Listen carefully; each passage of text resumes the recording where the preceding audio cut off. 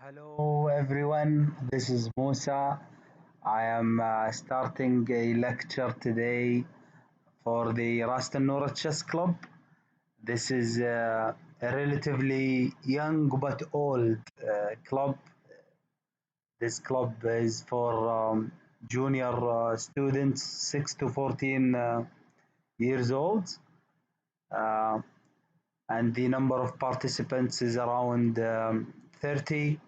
The club was founded in 2013, and I am glad to accept the invitation to give a lecture of a few tricks and tips. Today, I'm going to provide you with an overview uh, of the Benko Gambit. I hope you can enjoy this session. So, the Benko Gambit is a pawn gambit by black, where the black player plays the move b5 for white's c4. We're going to look into several variations. We're going to look into the main ideas and games where white wins, black makes mistakes, and into games where black makes the right moves, follows the right strategies, and exposes white for weaknesses and wins the game. So, our first game, um, we will see from the black side. After d4, knight f6, c4, c5. This game could go into the Benoni. White here plays d5. Black, which is the key move for the Benko Gambit, plays b5. There is an option for white here to leave this pawn and plays knight f3. This is for development.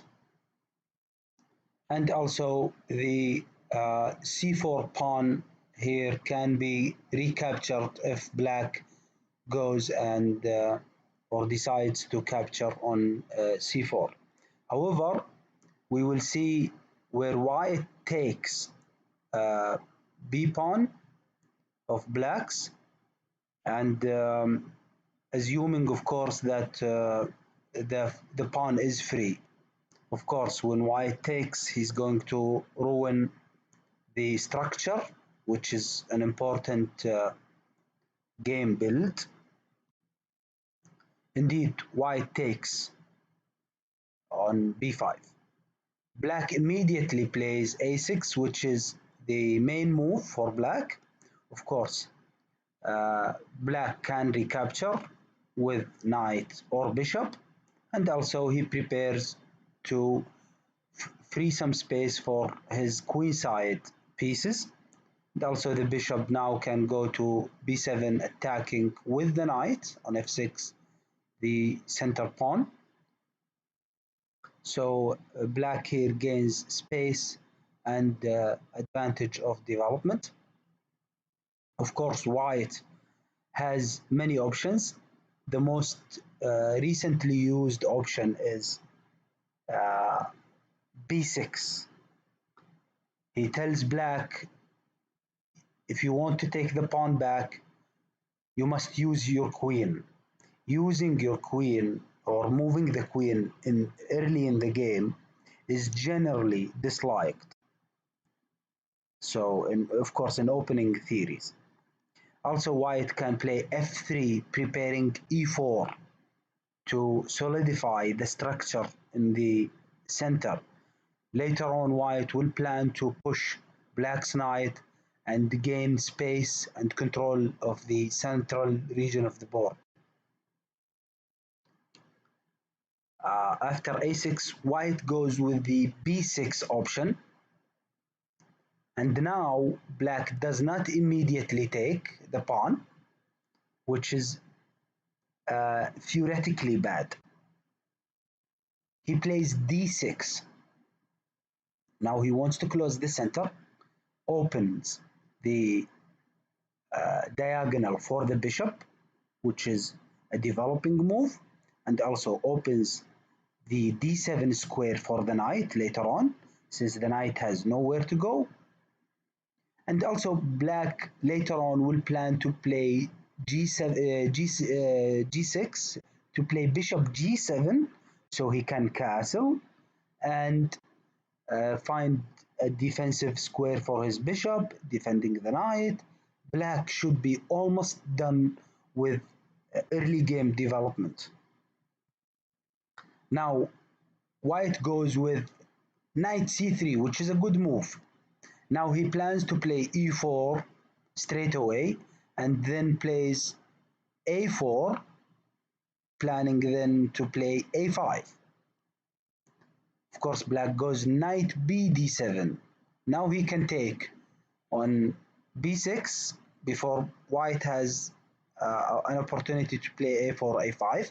And also once he's on b6 square, he can attack the d5 pawn. The bishop is coming to b7 also to pressure white's center. Now white indeed goes with a4, planning a5 to secure his pawn and takes an extra pawn advantage. Immediately black can play knight takes or queen takes. Black chooses queen takes b6. Now a5, attacking the queen with the pressure of the rook or the support of the rook. Queen cannot take, of course. Queen goes back to c7 square. Now e4 with the support of the knight. The knight here, as you can see, he cannot take. Now g6 idea. Now black is saying, I want to continue development and I want to castle, which is a very safe strategy early in the game. Now the king is closer to the edge of the board and therefore is away from the center. The center has too many angles. It is always safe to move to the side of the board with 2 pieces or 3 pieces eventually defending the king. So g6. Now f4.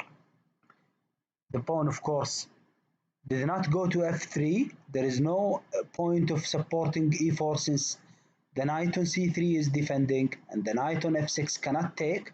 Now white says, I am going to attack your center before you even have a chance to castle. I'm going to push the pawn.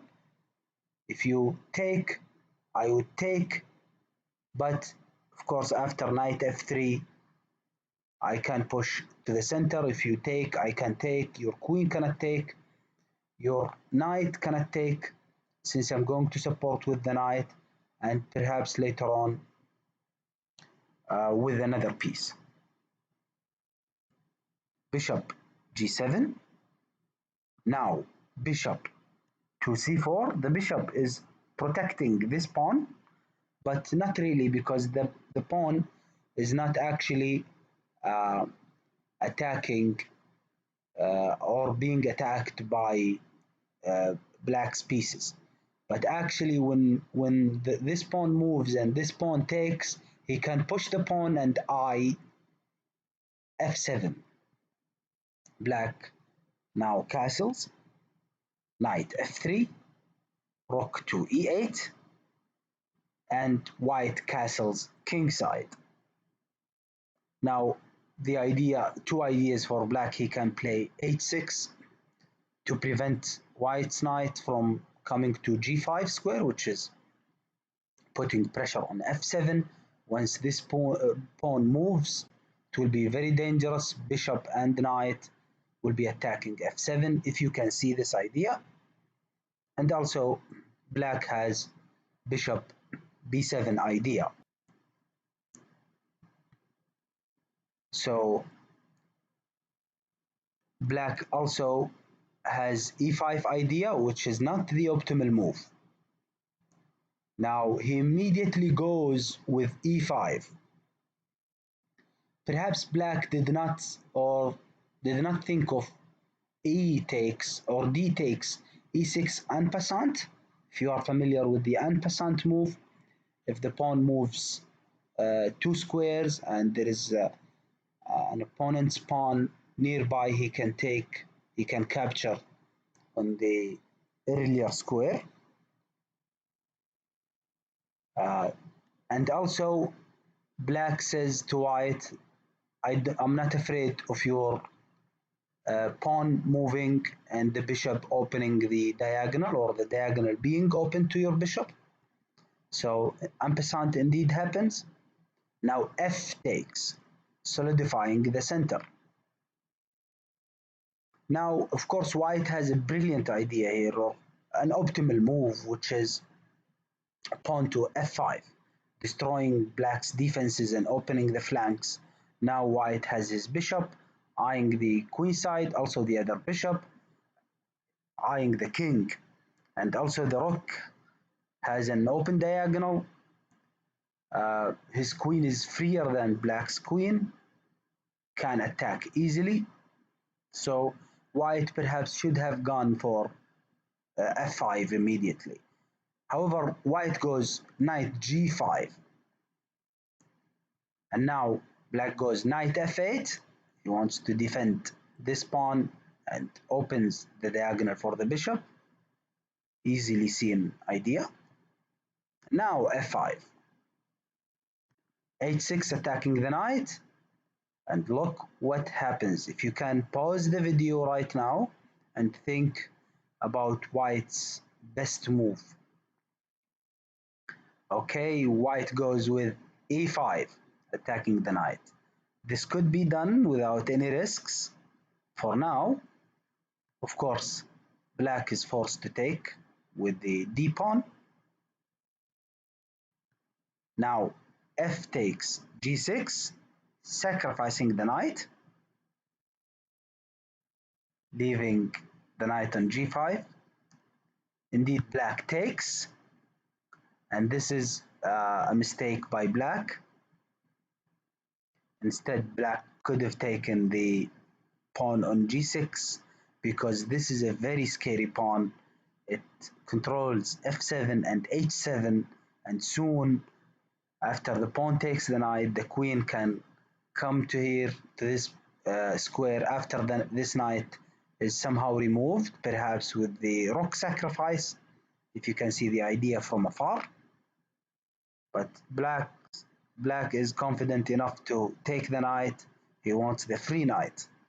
Now bishop takes, and now knight goes back to d7, a waste of a move, proving that black's idea to bring the knight to f8 was wasting time.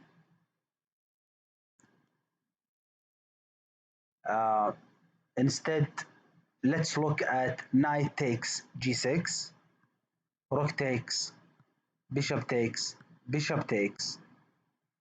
And for example, if queen f7 trying to defend, knight will go to a4 defending the bishop, bishop b7, queen perhaps to g4. Now if bishop takes knight, the piece is not taken by the queen. First the rook defends the bishop. Let's say queen moves back to d7, bishop takes, and now the rook goes to the 7th rank to extend the defensive uh, lines. And now the bishop just goes to safe square. Let's see this variation how it falls. Bishop goes to c2 away from the attack. The bishop must stay on this diagonal.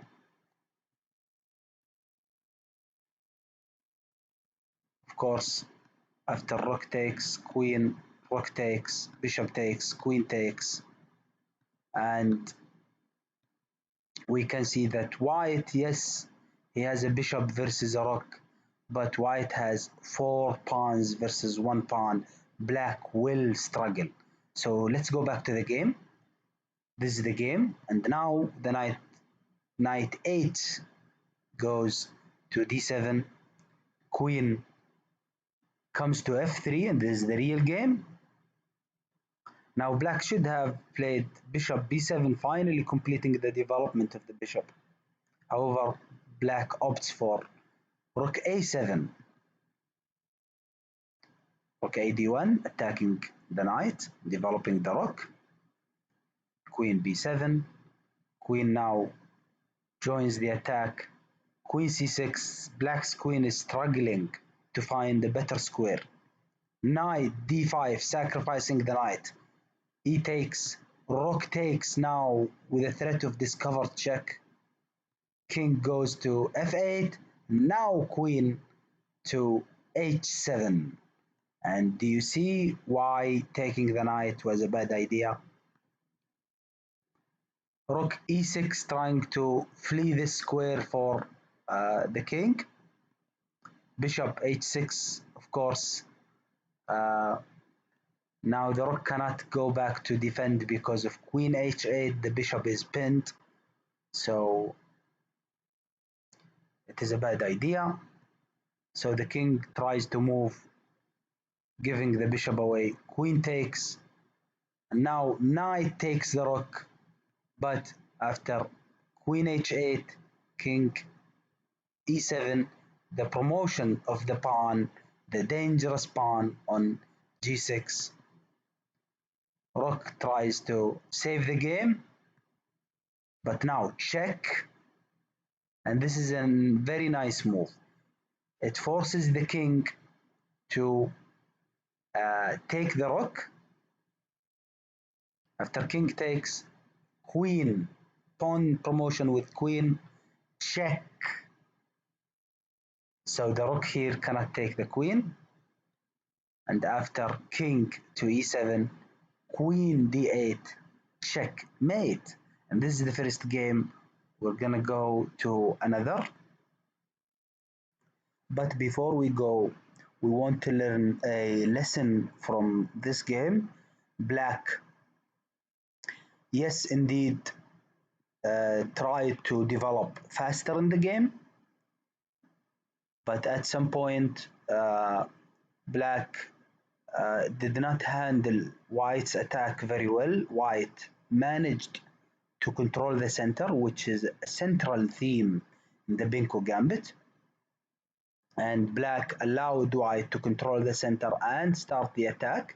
Also, black did not position his bishop well, and in addition, did not take the bishop early in the game. Also, he wasted some moves with the knight, and he had a weak center. In addition to that, black's queen struggled in the game to defend the king side or to initiate any viable attack. So with this game, let's move to the next.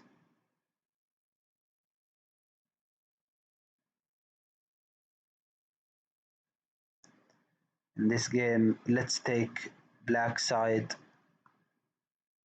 d4, knight f6, c4, c5, d5, and b5, and we reach the Benko Gambit.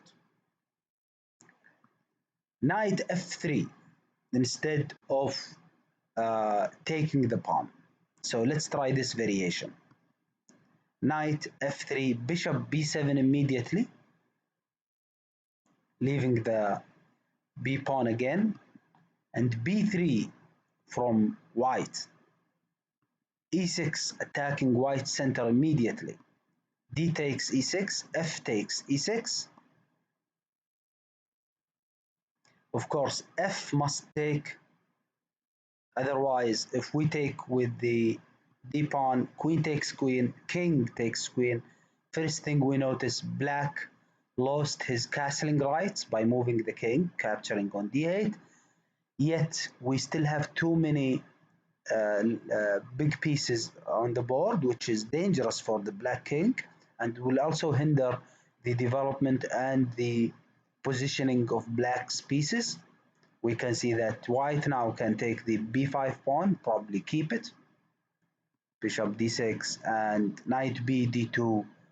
White's ideas is to attack the center with e4, protected by the knight, bishop c4, attacking the pawn, also a4, and bishop b2, and black can also safely, white can also safely castle, which is uh, a bad scenario for black. So black goes with f takes e6.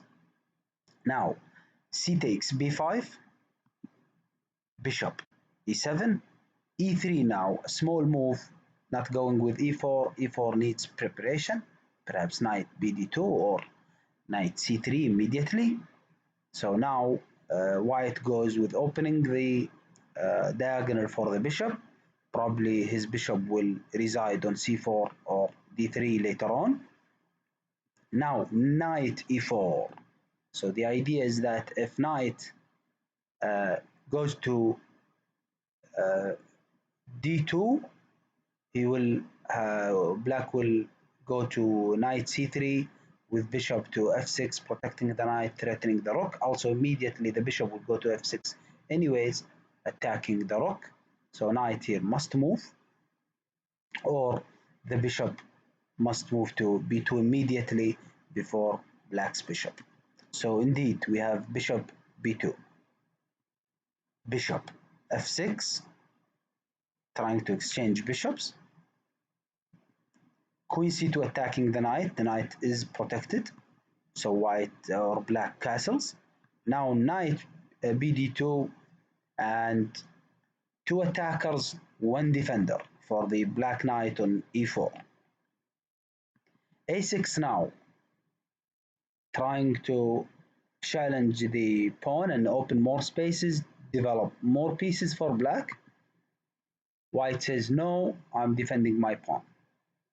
Indeed, a takes b5. Now bishop takes. This is a smart idea by white. Of course, now the main ideas is that knight can take the knight, or bishop can take the bishop. However, we have knight a6. What does that mean? That means the knight here can take, if bishop takes, queen takes, or immediately bishop takes f6, and then preparing knight takes knight, if bishop takes, queen takes. But also if the queen resides on e4, there is a queen here attacking the corner rook while white is not yet castled. But anyways, white goes for the knight takes e4 immediately, so bishop takes bishop. And now here is the critical point where black did not account for. Instead of queen taking the bishop, no, knight eg5, immediately attacking checkmate or threatening checkmate. Let's see the alternatives. We can go for rook d1, and now knight b4 attacking the queen. Bishop takes, queen takes, rook a7, castles, queen e7, and this is the only alternative for the white queen other than taking immediately the bishop.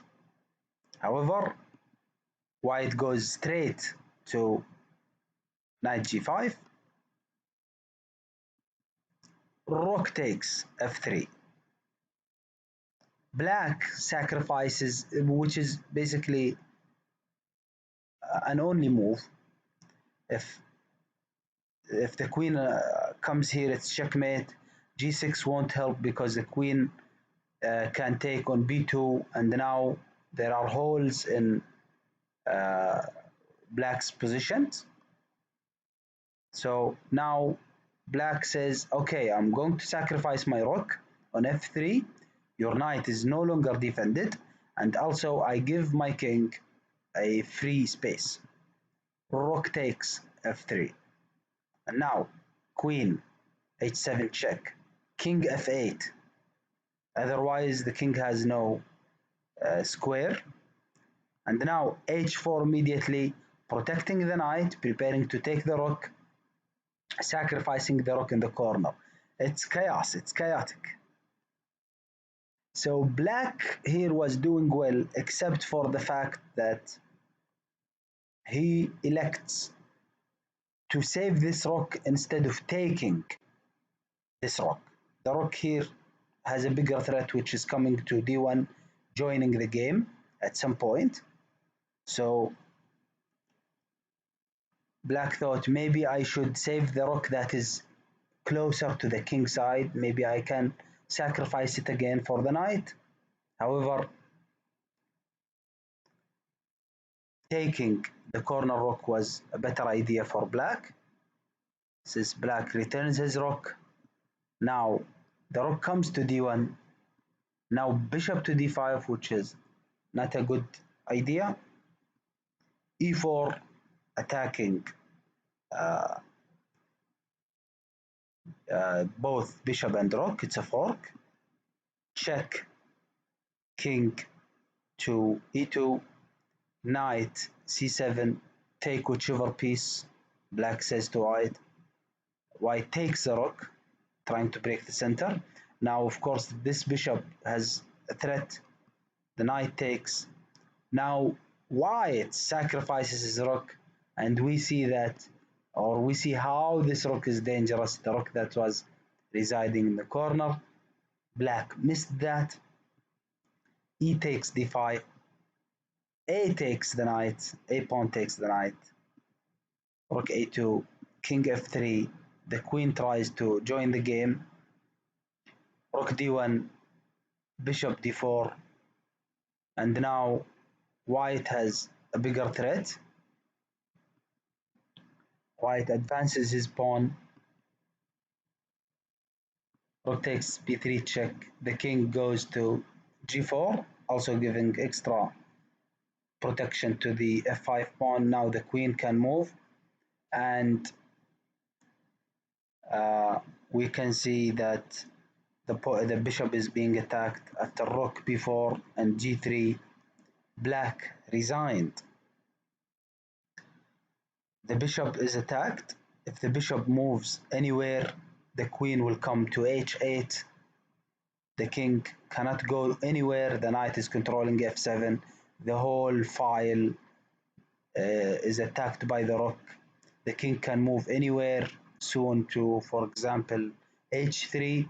This pawn is free to take, and black is lost. So black did a bad idea when he did not take the uh, rook here on a1. Instead, he saved the rook, and also white did a brilliant idea where after in this position white takes the knight. Instead of bishop takes, black goes with bishop takes b2, and now the rook is attacked, the knight is attacked. The queen must take the bishop, but instead white goes to g5 with his knight, threatening mate. And also we learn from this game that white managed to win the central region, the central fight, and this is the theme in the Benko again. So again, this is the final theme. As you can see, central hall, black's defenses are weak. The knight is well centralized on g5. The queen managed to come from this diagonal, attacking the king, and white wins again in the Benko. And I want to show you where black loses first before I show you how black wins in the Benko. Let's move to the next game.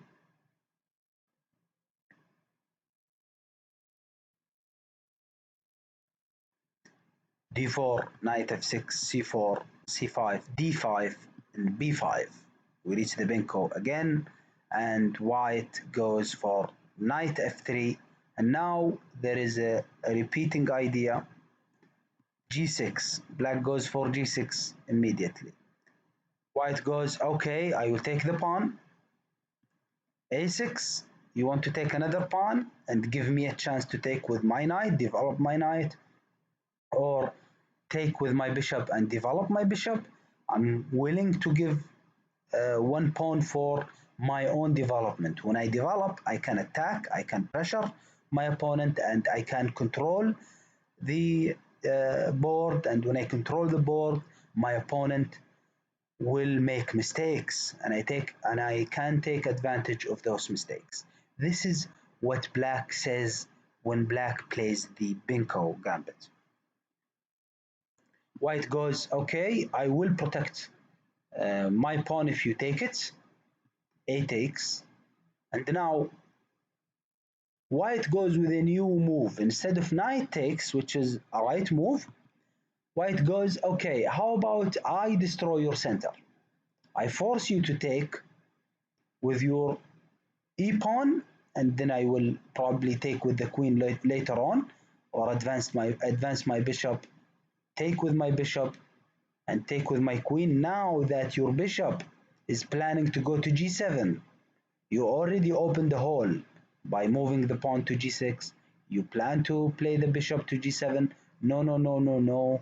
I want you to take with the pawn, still defend your pawn, central pawn, with your bishop, delaying your activity and development, and therefore delaying your castling. Uh, Instead, white could have gone for, instead of uh, d6, he could have gone for knight takes b5. The queen goes, knight blocks the check, knight e4 attacking the c3 knight, knight takes the bishop, knight or queen takes, works bishop g7, e4, castles, a4, bishop a6, bishop takes bishop, knight takes bishop, planning to take the knight to the b4 square, threatening those squares and uh, attacking, of course, the d3 square. This is the idea. So white did not want to reach this position. Instead, white plays d6 and opts for a different scenario. Bishop g7, e4, immediately attacking the center, pressuring the center. And of course, we have seen this theme repeating in the previous games. Black goes with castling. Instead, black could have gone for bishop b7, more development. Let white go with e5, attacking the knight. Now the knight can go to e4 with the help of the bishop instead of castling immediately. Bishop takes d5 pawn. Now the pawn can take on d6. Knight takes knight, bishop takes knight, white castles, black castles, queen takes. And you see my idea that the queen one day will come to e6 and mainly hindering the development of the d pawn, cannot move right now, and also two attackers, bishop and queen, the knight must stay or the rook must go to the a7 square, which is in a way a bad position for the rook. So let's say bishop takes, doubling white's pawns, ruining the defenses for white. Now if the knight goes to c6, bishop takes, pawn takes. Even queen here can take. The queen can take the pawn on c6, but doubled pawns are weak already. Rook takes. White here has slight advantage since black has double pawns, and black can attack them very easily, and white has freer spaces. Perhaps uh, white can go with f4 or bishop f4, protect the pawn. So, but generally it is closer to equal. However, After black goes to castling, which is the game. Now e5 attacking the knight. Knight goes to g4 unprotected. Bishop g5 threatening the e7, which is يعني a risky move for black, a threat for black. Bishop soon will take on e7, attacking the queen and the rook, or with the pawn. However, black goes knight takes e5. If you want to take e7, go ahead. Bishop indeed takes. And now rook e8. Did you think of this move? Can you see what this move is doing? If bishop takes d8, checkmate. Double check, checkmate. So after all, it was not a threatening move. It was not a dangerous move to white. So white must block the attack. Now white would love to move his bishop, but he would also love to take the pawn. So he does it in one move. Bishop takes b5. And now black does not have to move the queen because the bishop is pinned now. There is no blockade for the check. So it's an illegal move. Now after white castles, of course, knight takes, pawn takes, rook takes, queen d5, rook attacks the bishop, and now the bishop is pinned. Queen moves after knight a6, bishop, rook takes rook, bishop b7. The game goes to middle game right now. A few mid-game strategies. Bishop takes knight. And now we will see a tactic how black manages to control white's central advancement and threats. And then we will see here very nice tactic. Rook d2, sacrificing the rook, and white did not take the rook. What happens if white takes the rook? Can you stop the video and think?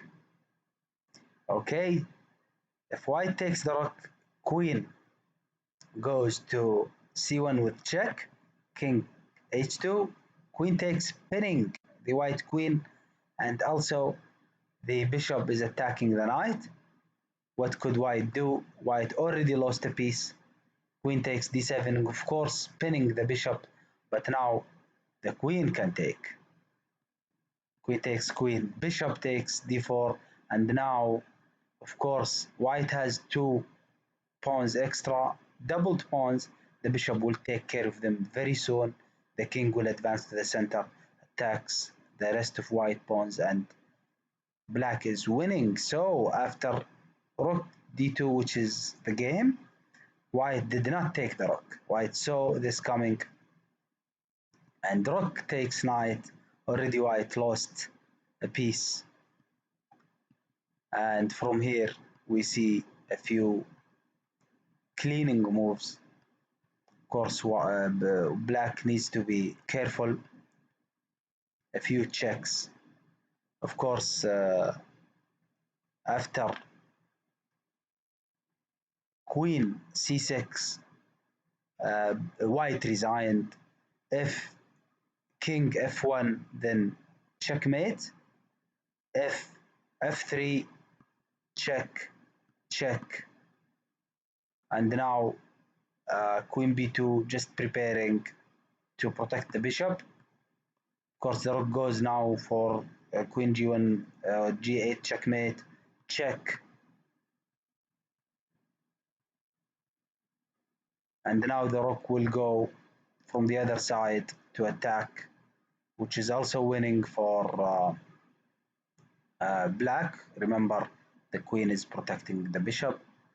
So, and if after queen c6, king g1, rook, and checkmate. So after queen c6, white resigned after losing a piece. Let's move to the next game. We have d4, knight f6, c4, d5, b5, and now c takes b5. Back to the main quick variation, a6, e3. Of course, white in some variations takes the pawn, but white doesn't want uh, free development for black at the cost of a pawn early in the game, which is quite beneficial for black. Now e3, opening the diagonal for the bishop, g6, main idea, knight c3, bishop g7, white protects the pawn, and of course, if black takes now, white cannot take with the pawn but with the bishop, because if he takes with the pawn, the rook is gone. Castles, rook goes to a3 to be defended by this pawn, also to have free movement. Bishop b7 attacking the central pawn. Knight f3, e6 attacking white center, which is also a central idea of the game. And again, f takes, queen goes hindering the development for black center. Queen c8, bishop e2 development for white, now attacking the queen. Black advances with the center, rook takes rook, bishop takes rook. Now knight d7, knight f6, preparation.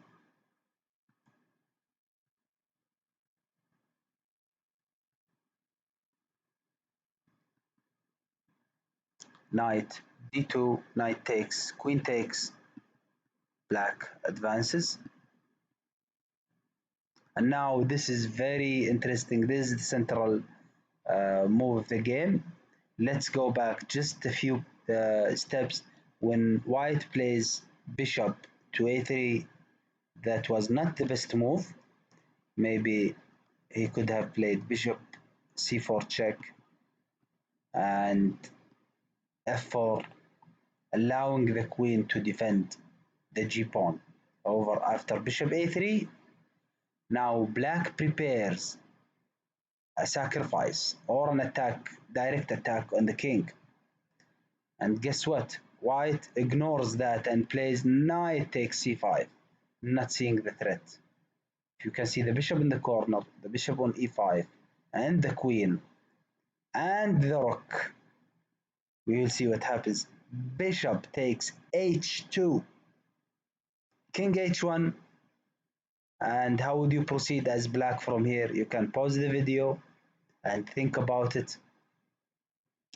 Okay, bishop takes g2 check, and of course white resigned.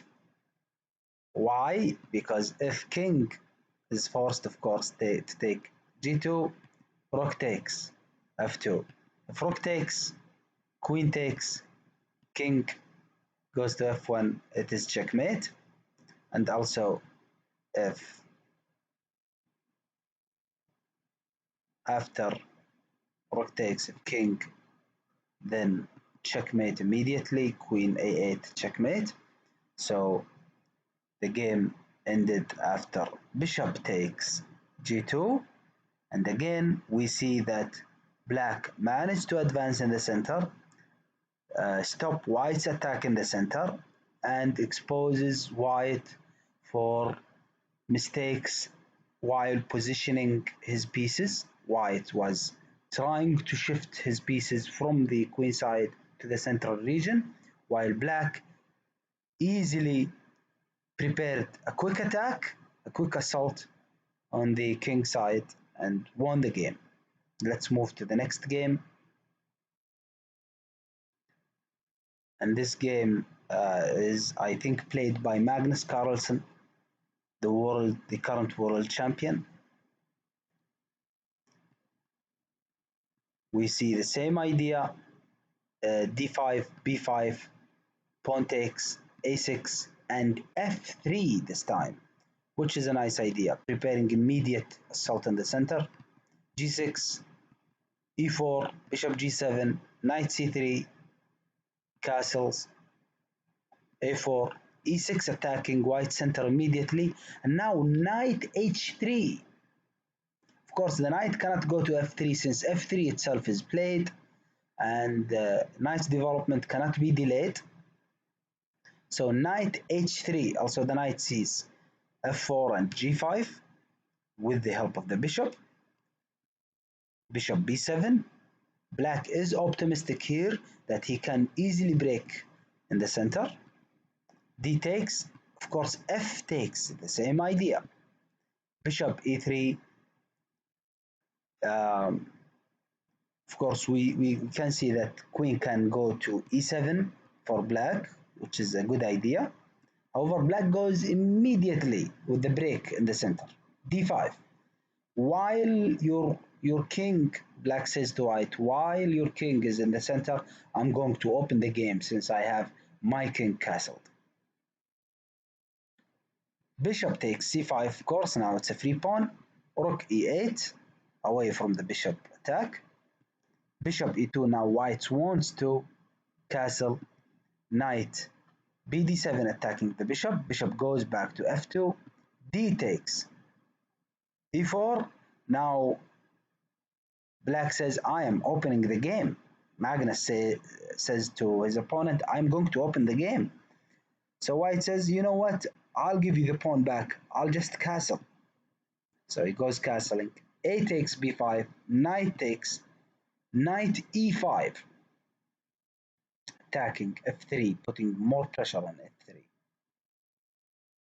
Also preventing the bishop from coming on those squares, which is c4 and d3.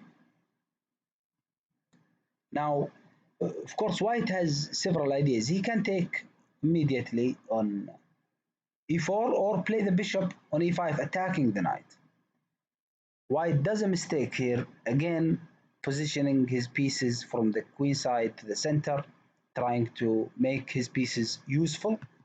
Knight d6, family fork, pawn, bishop, and rook. And guess what Magnus plays here? Magnus goes with the unexpected move. You can pause the game again. E takes f3. So white goes, you know what? This is a threat. It's eyeing my king side. I don't care about your pawn. I'm going to take your bishop, attacking your queen. Black says, okay, I'm taking your bishop, attacking your queen.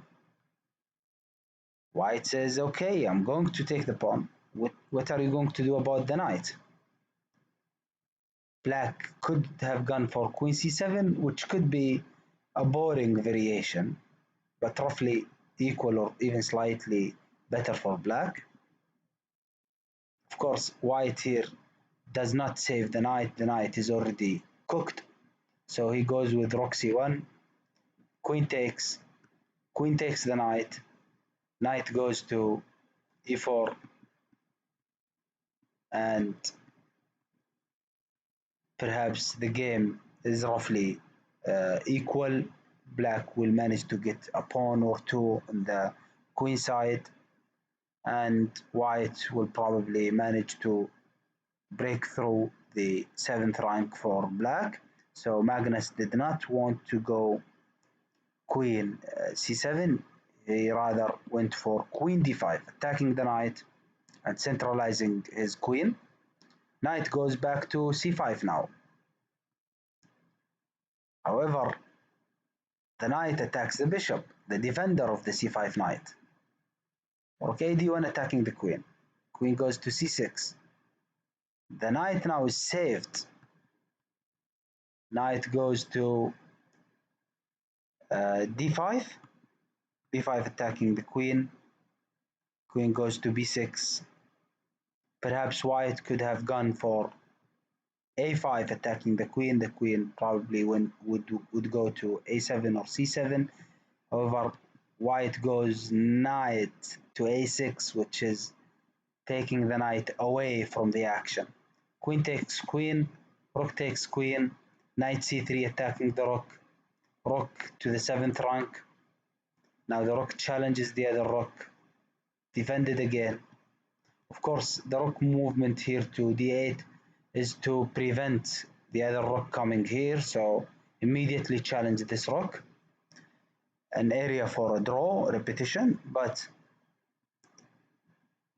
double rook. Now black sacrifices the bishop with check, and guess what? Can you see the tactic here? Black, of course, would not give his bishop away for free. You can pause the video again and think about it. After rook takes, knight e2, fork.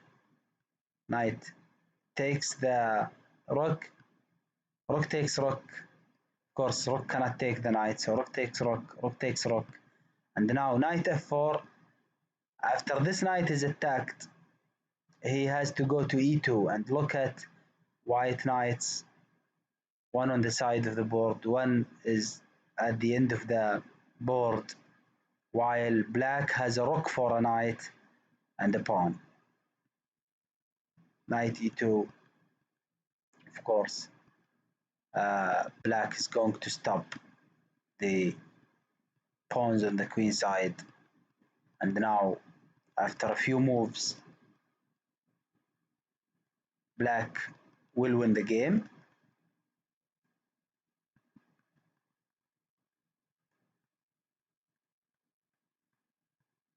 And here we can see that black is totally controlling the game, rook versus knight, and black is winning. So let's go back to or continue to a few more games quickly.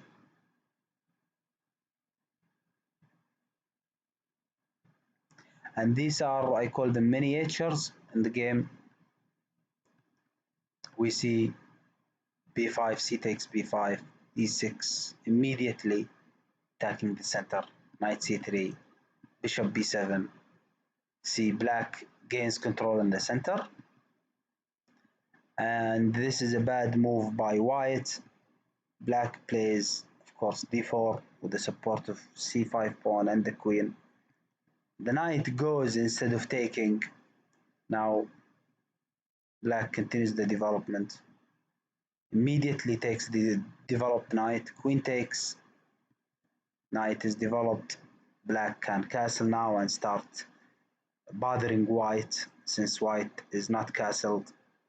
White keeps taking pawns, which is a bad move.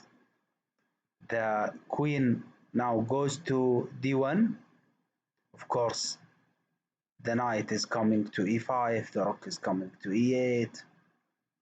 So queen goes back, which is suboptimal move. White should have also continued development. Queen e7, bishop e2, knight e5, and now white regrets taking pawns.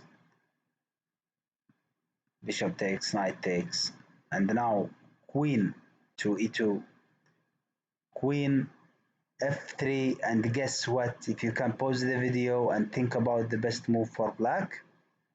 Okay, black plays queen takes f1 and white resigned. Why? Because king takes, knight takes h2, forking, white king, and the bishop is stuck, the knight is stuck.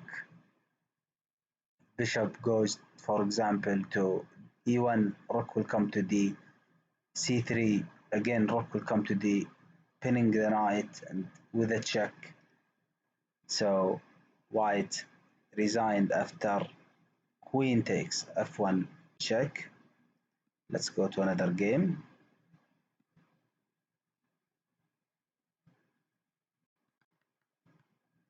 We have a new idea. After c5 we have d5, b5, c4. Again we have the position repeated but in a different way.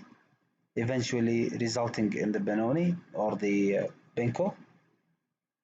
Bishop b7, a4, immediately attacking the center. F takes, same idea. A takes b5, which is a new idea, a new variation. Bishop e7, e3, castles, bishop e2, a6, attacking white queenside. Knight, of course, is developed. A takes, rook takes, bishop takes, and now knight takes. This is a nice position, but also the knight could be very far from the game. Knight goes to e4, bishop f6, knight goes to g5, doesn't want to exchange knight. He wants to keep the white knight stuck, blocking the bishop in a bad position. So this is one take from chess strategies in general. If your opponent wants to exchange the pieces, do not allow him if that benefits you and damages or harms your opponent. f4 attacking the knight. Knight goes back. Knight b3 again. Both knights are away from the action. d6.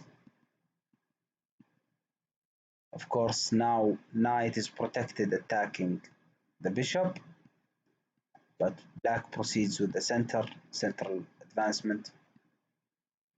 White still thinks that he is away from the action and he does a mistake, and that's king h1. Now the king has back rank issues. If after a few moves black manages to be here, it will be a checkmate. And let's focus on that. Keep an eye on that. It's a bad move because white chose to open with the f4 instead of h pawn. King h1, and now black takes advantage. Knight c6, trying to bother black, but queen takes an extra pawn. Of course, white does it for a reason, because he wants more freedom for the bishop, and also after that he can pressure this pawn. The pawn cannot advance as white think. So bishop comes, the pawn of course is pinned, and you can pause the video and think about black's best move here. If you think black is losing, think again. Okay, black plays c4. Of course, the bishop can take the knight, thinking that if the queen takes, he can take with the pawn, pawn takes, bishop takes, and white wins another pawn. However, white goes with queen e2. Of course, black cannot take the bishop on d3 because the queen is pinned. But guess what? Black takes the pawn. He says, you can take my queen, and after you can take my queen, and maybe I will take your queen, right? Let's see. Black takes the rook on c6 instead of taking the queen, and now threatening what? Threatening checkmate immediately.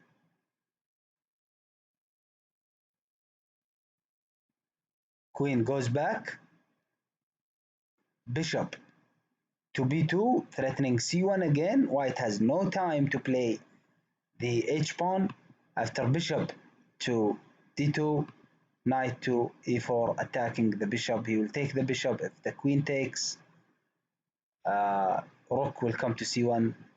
If now h3 or even g3 to give space, a breathing space for the king, knight is already attacking the bishop, and the rook is coming to c1.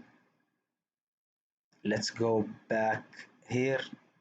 Knight, more space to the bishop, bishop b4, and now the key move c4, queen e2, c takes, and After rook takes,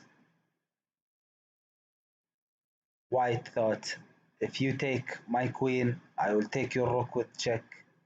Knight takes, I can come back to stop your pawn. However, it is already lost. Black goes rook takes c6, queen e1, and we see how the game folded. This is how black wins the Benko Gambit. I hope you learned from uh, both sides of the argument, where black loses and where black wins with the Benko. I hope the Benko can be useful. You can train with the games already played. You can view the games and analyze them, check the central ideas in the game and the themes, and how black can make brilliant moves and smart strategies, and where black can or may play bad moves that cost him the game. This is it for the bit I am presenting for Ras Tanura Chess Club. Um, I hope you learned something from this lecture, and goodbye.